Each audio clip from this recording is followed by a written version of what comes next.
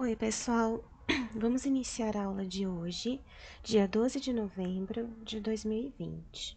Hoje eu trouxe para vocês uma atividade no interdisciplinar sobre as conexões entre as cidades.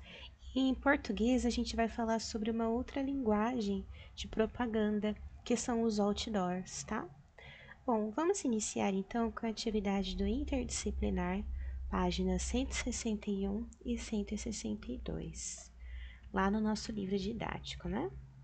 Aqui na página 161, trazia o seguinte: aproximadamente 75% dos municípios brasileiros têm até 20 mil habitantes, ou seja, a maioria das cidades brasileiras é pequena. No entanto, menos de 20% da população do país vive nessas cidades. Isso significa que a maior parte da população brasileira está concentrada nas cidades médias e grandes.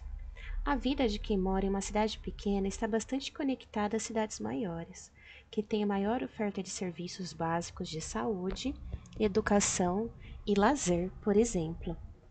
As cidades médias e grandes também estão conectadas entre si, tanto por ligações físicas como rodovias, portos e aeroportos, quanto por influência financeira, econômica, de informação, de saúde e cultural. Algumas cidades brasileiras crescem rapidamente e hoje têm um grande número de habitantes, atividades econômicas diversificadas e intenso fluxo de comunicação e serviços. São as metrópoles. No Brasil, a maioria das metrópoles corresponde às capitais dos estados. No entanto, no entorno delas, agrupam-se vários municípios, formando a região metropolitana. Então, aqui a gente tem esse mapinha, tá? Quanto maior a bola, né, maior a quantidade de habitantes. Observe o mapa acima com as principais regiões metropolitanas do Brasil e depois responda as questões. De acordo com o mapa, quais são as duas regiões metropolitanas com maior população? Se a gente vê aqui as bolas maiores, né, ficam em São Paulo e no Rio de Janeiro, tá? O município onde você mora faz parte de alguma região metropolitana?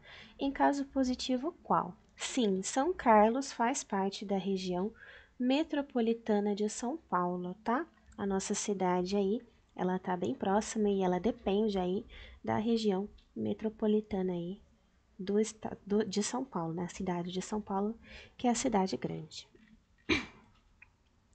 Muitas vezes, as regiões metropolitanas, a área urbana de um município, une-se à área de outro, formando uma área urbana contínua. Nesses casos, é difícil perceber onde termina uma área de um município e onde começa a do outro. Veja um exemplo desse fenômeno na região metropolitana de São Paulo. A gente tem aqui, né, a cidade de São Paulo e aqui a divisão, né? Limite entre os municípios de São Paulo e Guarulhos, no estado de São Paulo. Então, aqui, né, a divisão entre a cidade de São Paulo e Guarulhos, tá? Meio que entra aqui, né, na cidade de São Paulo, né? Esse trecho aqui, ó, a pessoa se dá, bairro grudado com bairro. Você mora aí em São Paulo ou você mora em Guarulhos, né? Tão pertinho. Que elemento separa os dois municípios nesse trecho da imagem do satélite? Bom, eles são separados aí pelo rio, né? O rio Cabuçu, ó, esse aqui, ó.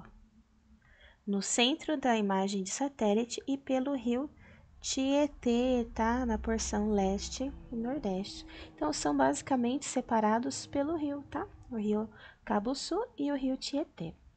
Assim como São Paulo e Guarulhos, o município onde você mora liga-se a outro município de tal modo que fica difícil perceber seus limites. Quais são esses municípios? São Carlos ele faz fronteira aí com Ibaté, né?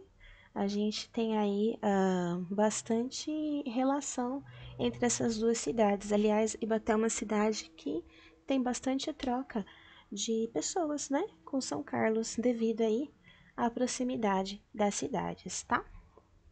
Bom, essas foram as atividades do interdisciplinar e agora a gente vai para português falar sobre os outdoors, né? Página 194 até a 196. Então, aqui, propaganda ao ar livre, outdoor. As propagandas podem ser publicadas em diferentes suportes: revistas, jornais, internet, TV, folhetos distribuídos às pessoas, entre outros. E há também aquelas que são veiculadas em grandes painéis ao ar livre, em lugares de movimento para serem vistas pelas pessoas que passam. Esse tipo de painel é chamado outdoor, tá? Então aqui, ó, né, um outdoor, ó, de uma forma ou de outra você vê. Então tem umas letras viradas ao contrário, né? E mesmo assim a gente entende a mensagem, ó, dia 31 de agosto, dia do outdoor. E aqui, né, fecha a torneira para não jogar uma lagoa de água fora, tá? Dia Mundial da Água. Você pode ver que, para chamar a atenção do leitor, cada outdoor foi usado de um recurso diferente, né? Qual outdoor tem as características a seguir? Pode ser lido rapidamente, tá? Seria o outdoor 2, né? Porque o outdoor 1, você bate o olho, você fica meio confuso, e às vezes demora um pouquinho para você, né, entender a mensagem. O outdoor 2 já tem uma mensagem mais direta, tá? Contém um elemento diferente que pode sair de dentro da placa. Se a gente olhar aqui no outdoor 2, a gente tem uma torneira do lado de fora da placa do outdoor, né?